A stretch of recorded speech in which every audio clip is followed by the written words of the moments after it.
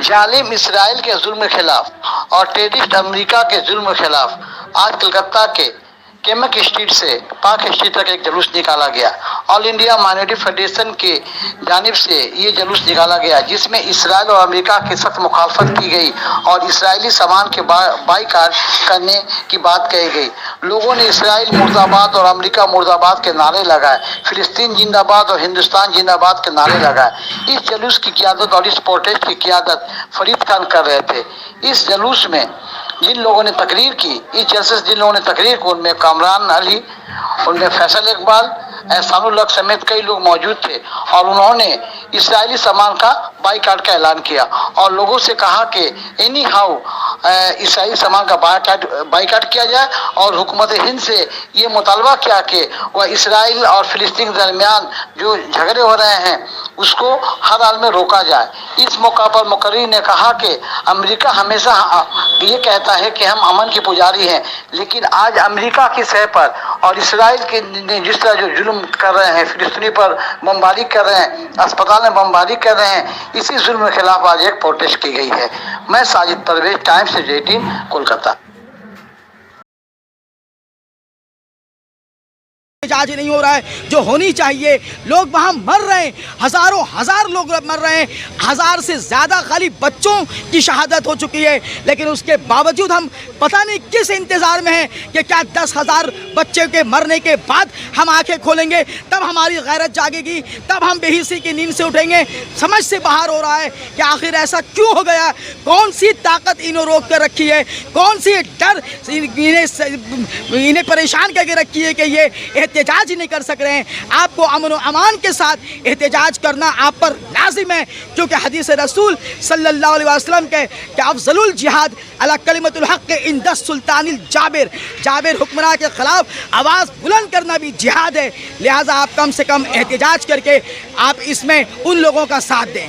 हम लोग एक छोटा सा ये नमूना है, नहीं तो आफ्टर पूजा अगर ये जंग आज तकरीबन 14 दिनों से, आज मुसलसल 14 दिनों से ये जंग चल रहा है, आपको सुनकर हैरानी होगी।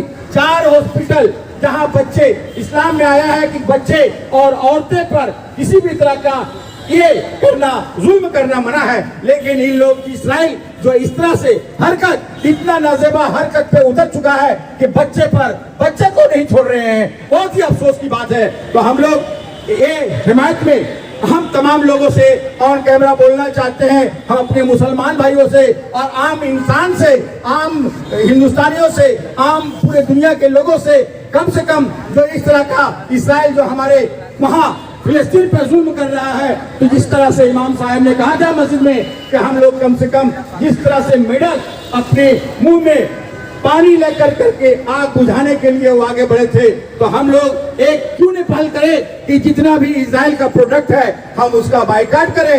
हर माँ बहन, हर घर से, हम बच्चे से, छोटे से, बड़े से, हमारी माँ बहनों से अपील करेंगे कम से कम हम आग बुझाने वालों में से काम आए। थोड़ी से तो हम लोग कोशिश करके देखें, इसलिए कि उसकी जो है आज किसी आबादी कितनी है, बहुत मखसूस आबादी है। आज मुसलमानों का दिल इतना बड़ा, आप सोच लीजिए कि उन्होंने रहने के लिए, उनके पास सच छुपाने के लिए अपना जगह नहीं था, उन्होंने आज देखिए उसका ये सिला दे रहा है। तो हम कहना चाहते हैं, हम तमाम आलम इंसान से, हम तमाम इंसान कर पाएंगे। इसीलिए अभी हमारे बीच में हमारे इस ब्लॉक के प्रेसिडेंट, हमारे नेता श्री सुब्रत वर्षी के बहुत खास इंसान, human rights of Palestinians does not mean you are pro Hamas. अगर हम फलस्तीन के हक की बात करते हैं तो इसका मतलब ये नहीं कि आप हमास का साथ दे रहे हैं। Saying free Palestine does not mean you are anti Semitic. Hindustan जिंदाबाद, हिंदुस्तान जिंदाबाद, मेरा वतन जिंदाबाद, मेरा वतन जिंदाबाद, मेरा वतन जिंदाबाद, हिंदुस्तान जिंदाबाद, हिंदुस्तान जिंदाबाद, हिंदुस्तानी मुसलमान जिंदाबाद, हिंदुस्तानी अवाम जिंदाबाद, हिंदू मुसलमान सिख ईसाई जिंदाबाद। इस तरीका से और अगर कंट्री भी खत्म हुआ, आज कल अमेरिका भी खत्म हो जाएगा। इसलिए कि नाइंसाफी, जुल्म ज्यादा दिन तक नहीं चलती है और पूरी दुनिया के अवाम आज रास्ते पे खड़े हैं। ईरान भी कहा कि अगर ये नहीं मानता है तो देखिए, हमास को पैदा किसने किया, मैं आप पूछना चाहता हूँ। हमास को पैदा करने वाले तो इजराइल के लोग हैं। जिस तरह ISIS को पैदा किसने किया, अलकायदा को पैदा किसने किया, ये एक लंबी कहानी, इसलिए उसमें नहीं जाते हैं। मैं ये कहना चाहता हूँ, अगर ये आतंकवादी हमला है तो आप आतंकवादियों को ख़त्म कीजिए। आप उसकी आड़ में आम नागरिक बच्चों को कौन सा, दुनिया की कौन सी आप रूल बुक जाकर देखिए कि रूल में भी ये लिखा हुआ है। और मैं ये कहता हूँ कि हमारे हिंदुस्तान के लोगों ने तो महाभारत देखी है, जाके महाभारत की किताब पढ़ें या उसको भी देखें, तो जहाँ पर निहत्थे लोगों पर, बच्चों पर, औरतों पर कोई हमला नहीं करता है। वॉर के भी कुछ उसूल हैं, कम से कम उसका तो पालन कीजिए। जहाँ लोग ज़ेर इलाज हैं आप वहाँ पर भी बम मार रहे हैं। ये कुछ नहीं है, एक सोची समझी साजिश है सिर्फ मुसलमानों के लिए, कुछ लोगों की। कोई मुस्लिम देश खुल के सामने अभी तक नहीं आया। देखिए, अभी दुनिया का चीज़ यही हो गई है कि सब अपने अपने हिसाब से चलना चाहता है, सब अपने अपने सबके तौर तरीके हैं। लेकिन मुझे मालूम है कि यूनाइटेड नेशन में मीटिंग चल रही है, अमेरिका में भी मीटिंग चल रही है, अमेरिका ने भी सोचना चालू किया है और जल्द सब लोग इस बारे में ज़रूर आएंगे। अमेरिका से लेकर यूके वगैरह सब इसराइल के साथ है। फिलिस्तीन को क्या लगता है, दुनिया भर ने अकेला कर दिया है? देखिए, अकेला तो किया ही है, लेकिन ये सब लोग आजकल क्या हो गया है कि लोग